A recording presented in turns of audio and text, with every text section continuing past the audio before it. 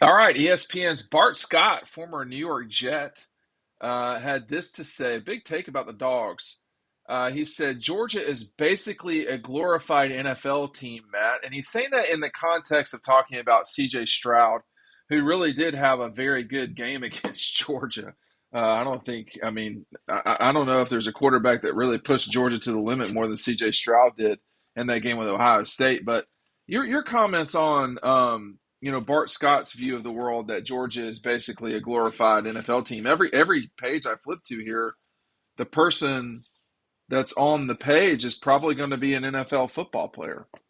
It's true. Maybe a maybe a first round pick. I mean, Maybe. if you break down every position, Georgia's got a guy there in the NFL. Whether it's quarterback Matthew Stafford, we've seen plenty of running backs come through. Arguably the best running back in the NFL, Nick Chubb, is there. They've produced more wide receivers than I think people realize. Left tackle, university, they just turned out left tackles. Yeah. Linebackers, defensive backs, defensive linemen, what Trey Scott's been doing. We've talked about that over and over in videos, and he's going to have probably two more guys in the first round this year. So they have built an NFL factory at Georgia. We've seen Alabama do that, and now no one's doing it better than Georgia right now. And they had 15 guys selected last year, five in the first round. This year, I think 10, maybe 11 guys will go in the first round. I think three are guaranteed the first round. And Who then are I your don't know if three? people, Who are your three guaranteed? Jalen Carter, Broderick Jones, and Nolan Smith, maybe Keely Ringo, and maybe Darnell Washington. So Right. it could be five. And next year, are you kidding? They might have 15 again next year. If you talk about if Carson Beck has a big year, we know quarterbacks tend to go in the first round.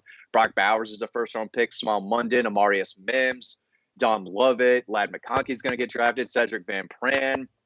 Maybe Nazir Stackhouse, Jamon Dumas Johnson, Kamari Lassiter, maybe Javon Bullard, and I'm sure I'm missing some guys. Xavier Truss. Truss, Yeah. maybe Uh, Kendall Milton, maybe Dejan Edwards. I mean, you're talking about a lot of guys. Maybe Marcus Rosemy, Jack Saint. So well, you next you year's didn't. class be Well, you huge. got Zion. I don't think you said Lions. Zion Logue, Brinson, No, or Wathauer. Wathauer. I was talking with somebody yesterday, man. Hey, by the way, y'all, make sure you're getting our newsletter link. It's right down below. If you don't want to miss out on that, we have a lot of stories that don't hit video. But I was talking with somebody yesterday, and the link is right down below. I mean, it's so hard for me to. Tramel Wathauer started 13 games for Georgia last year, Matt. Tramel Wathauer, 13 games, yeah, man. That's a lot. I think Nobody ever Zion Logue talks about the started guy. 12 or 13 too. They rotate so many, but yeah, there are Yeah. those older kind of veteran guys who get the first rep. They get that first snap on defense, and they might come out the next play depending on what the situation is. But these guys play a lot, and when they get to the time at the end of their career, more often than not, they are ready and prepared for the NFL because we've heard it over and over again. They play against the best of the best in practice. Some guys have said the practices are tougher than the games because you're going against five-star elite talent every single day in practice. Iron sharpens iron. These guys do get better just going against each other, and they get better because they're being developed by some of the best coaches in college football. So that's how you turn out 15, 12, 10 guys in the NFL, multiple first round picks each and every year. So I get what he's saying. And a lot of the guys in the NFL did play for Mark Richt too, but they did a very good job of getting guys to the NFL as well, but Yeah. not like it has been right now. They are the best at developing, recruiting, developing, and getting these guys into the NFL. So two things for our audience. First of all, I did not realize I didn't have Matt on the screen. Sorry about that. That's been corrected. Secondly, Matt's video is on a slight delay versus his sound, but that's okay. I mean, I do want to say that when you look at like somebody, for instance, like Chaz Chambliss. Chaz Chambliss will probably get drafted in the NFL draft.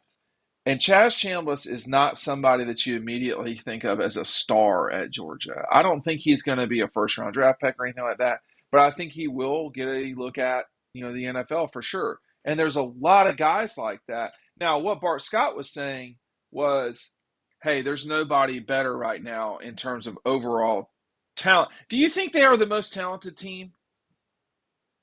Yes, I think Alabama might be a close second. I do think they've got What just about about Ohio every State piece though? except for quarterback. I think Ohio State maybe a step backwards. Love the receivers they have, but overall, I think they're probably behind Georgia and Alabama. So one thing that I was talking with someone over the weekend about, this is what I wrote about and what we were hearing.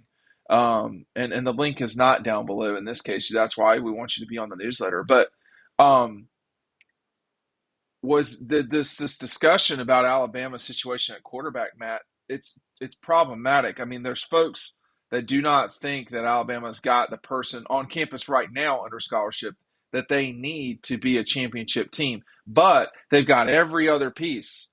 And before I throw it back to you, the question really is, can they find somebody right now who can be the quarterback they want, or they need to get them back to the championship? I mean, when you look at the landscape of college football right now, like, I don't think anybody really knows who Carson Beck is yet, but there's the Georgia folks are very comfortable with Carson Beck. I don't think you can say that about like at Alabama right now.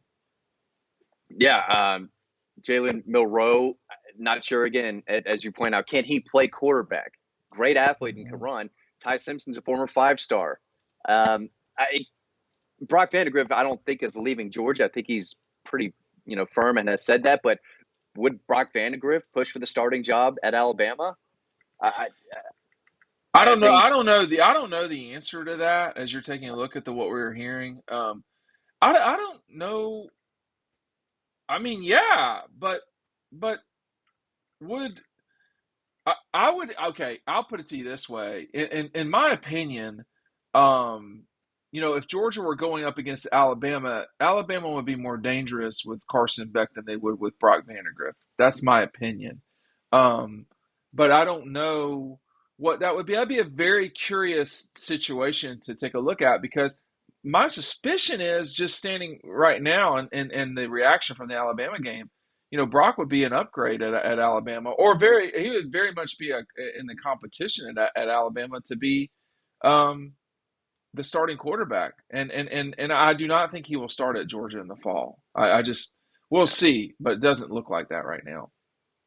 yeah, I mean, going back to Alabama, I do think they're a really good team, but this They might be are. one of the only years where the quarterback is the one that holds them back. Yeah. And that's something that I don't think we've ever seen before. Usually, at least in the past few years, they've got a guy. Who's so Matt's audio just dropped out. I'm trying to think, Matt, who the worst Alabama quarterback has been since. I mean, Greg McElroy is like one of their worst quarterbacks. Now think about that. The guy won the national championship. I Jake don't know if Coker wasn't great either. no, but he won the national Yeah, championship yeah, too. And um, Jake Coker, well, Sims from Gainesville those three guys were probably. But yeah, I mean, Alabama was the number one seed with Sims, and they just got kind of. We have seen Ohio State really play well in semifinal games. One was against Alabama and they won that game. One was against Georgia and they lost that game. But well, and what they did to Clemson in 2020, 2020. So they have played well. I mean, Ohio State is a legitimate foe. They are to be taken seriously at every turn of the dial. But I mean, Bart Scott's general point was, you're not going to find somebody more dialed in with NFL talent than Georgia. I think Alabama is right there with them. I think Ohio State's got a lot of NFL talent too. After that, um, I don't know if well, who else would be out there at this stage? I mean, and then it's like sort of the next tier of Michigan, Clemson. yeah. To a certain extent, Oklahoma, maybe not as much anymore. But Yeah. as far as There's pushing some real out by talent, the way, yeah, Matt, because you're on a delay, sometimes I can't tell. But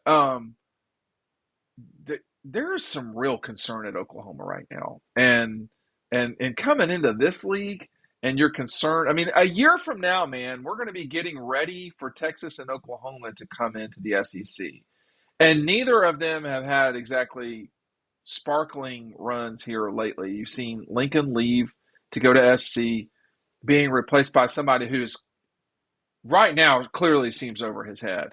And we're just going to have to see. But, we should be saying that about Texas. What Bart Scott said about Georgia, we should be seeing him say that about Texas and, other teams in the league, not just the Dogs. But anyway, that's what Bart Scott had to say. He said the Dogs were basically an NFL franchise. Well, anyway, thanks for watching. We'll see you on the website.